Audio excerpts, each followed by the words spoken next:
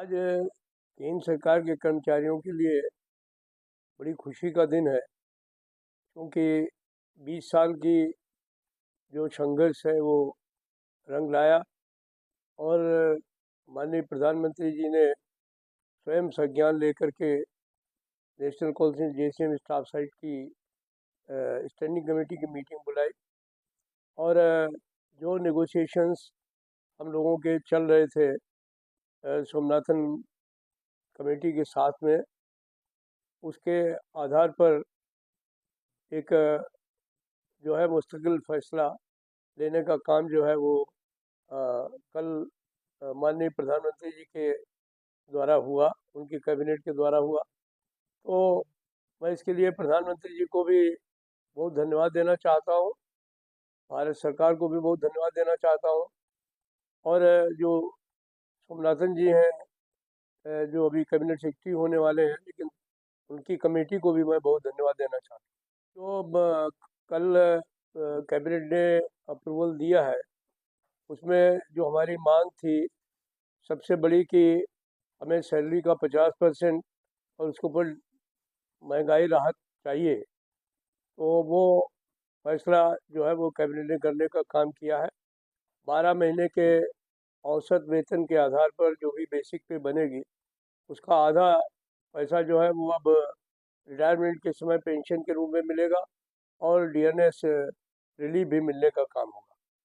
दूसरी जो मांग थी हम लोगों की कि फैमिली पेंशन की, उस पर भी सकारात्मक फैसला सरकार ने लिया है कि 60% जो है वो पेंशन का, वो अगर किसी पेंशनर्स की मृत्यु हो जाती है तो उसकी फैमिली को मिलने का काम होगा। एक मिनिमम पेंशन का भी सवाल था, जो अभी तक पुरानी पेंशन में 9,000 रुपये मिलता था, उसको बढ़ा करके सरकार ने 10,000 रुपये कर दिया है और उसके ऊपर भी डीएनएस रिलीफ मिलने का काम होगा।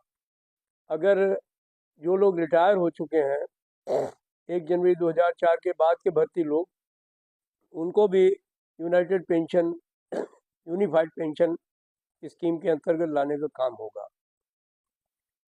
जो एक तरीके से रिटायरमेंट के समय पीएफ मिलता था लोगों को, तो उसके बजाय सरकार ने हम लोगों की मांग ये मान ली है कि रिटायरमेंट के समय कार्पस से उनको जो है वो करीब जो है वो एक लमसम अमाउंट जो है वो रिटायरमेंट के समय दिया जाएगा, ताकि वो खाली हाथ अपने घर नहीं जाए। एक सरकार का ये भी है कि उनको कार्पस में एश्योर्ड पेंशन देने के लिए अभी तक जो 14% देते थे, उसको अब 18.5% देना होगा और ये भी तय हो गया है कि कर्मचारियों के ऊपर इसका कोई बोझ नहीं डाला जाएगा। हर 3 साल के बाद इसको रिव्यू किया जाएगा और अगर कार्पस में कोई कमी आएगी तो उसकी भरपाई जो है वो भारत सरकार करेगी। तो एक तरीके से देखा जाए तो हम समझते हैं कि तमाम जो मांगे हम लोगों ने सरकार के सामने रखी थी, कमेटी के सामने रखी थी, उनको उन्होंने स्वीकार करने का काम किया है और इससे केंद्र सरकार के 23 लाख कर्मचारियों को लाभ होगा। देखिए,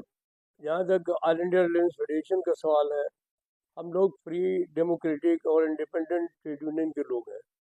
हमारे संगठन ने 3 बड़ी हड़तालें की हैं। बाद में भी कई बार हम लोगों ने हड़ताल के लिए नोटिस दिए हैं सरकार को, सरकार ने बुला करके निगोशिएट किया है, तो हड़तालें हम लोगों ने वापस भी ली। हमारा उद्देश्य कर्मचारियों को लाभ पहुंचाना है, उनके हितों की रक्षा करना है। हमें किसी के राजनीतिक जो है वो उसकी रक्षा नहीं करनी है।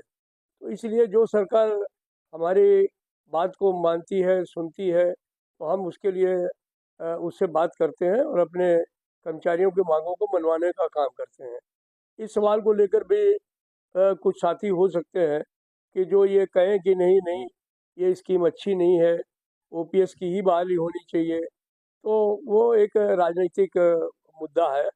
मैं उसके बारे में कुछ नहीं कहूँगा। मैं तो एक ही बात जानता हूँ कि जो हमारे कर्मचारी साथी हैं, उनको जो मिलना चाहिए था वो उनको दिलवाने का काम हम लोगों ने किया है और वो लोग इस फैसले से काफ़ी खुश हैं। अगर 90% हमारा वो बच्चा और बच्ची जो 1 जनवरी 2004 के बाद अपने सरकारी कर्मचारी के तौर पर आया है, आज उसको जो 4,000 रुपये 5,000 रुपये पेंशन लेकर के जा रहा था, उसको उसकी सैलरी का आधा पैसा पेंशन के रूप में मिलेगा, डीएनएस रिलीफ मिलेगा तो मैं समझता हूँ इससे ज़्यादा सुकून कुछ नहीं हो सकता। तो इसलिए कुछ विघ्न संतोषी लोग हर जगह रहते हैं, यहाँ पर भी कुछ ऐसी बातें होती रहेंगी, लेकिन मैं जानता हूँ कि जो हमारे कर्मचारी साथी हैं वो उनको संतोष है और वो इस फैसले से खुश हैं। तो हम तो अपने कर्मचारियों के प्रतिनिधि हैं, हम किसी राजनीतिक दल के प्रतिनिधि नहीं हैं। हम तो यही जानते हैं कि जो उनके हक में होगा हम वही करेंगे और उनके लिए हमेशा संघर्ष करते रहे। भविष्य में भी अगर कोई ऐसी समस्या आएगी तो भविष्य में भी संघर्ष की बात करेंगे। बाकी ज़बरदस्ती जो है वो लड़ाई लड़ना, अपने कर्मचारियों को जो है वो किसी उनमें फंसाना, ये हमारे क्षेत्र में नहीं है, हमारे संगठन के क्षेत्र में नहीं है। हम इसलिए राजनीतिक बात और वो जो इस तरीके की चीज़ें हैं विरोधाभास में नहीं जाएंगे। जो इसका सकारात्मक पहलू है वो यही है कि जो डिफाइंड पेंशन सिस्टम के अंदर तमाम चीज़ें थी उनको सरकार ने स्वीकार किया है और जो उसका लाभ है वो हमारे कर्मचारियों को मिलेगा, इससे उनको पूर्ण संतुष्टि।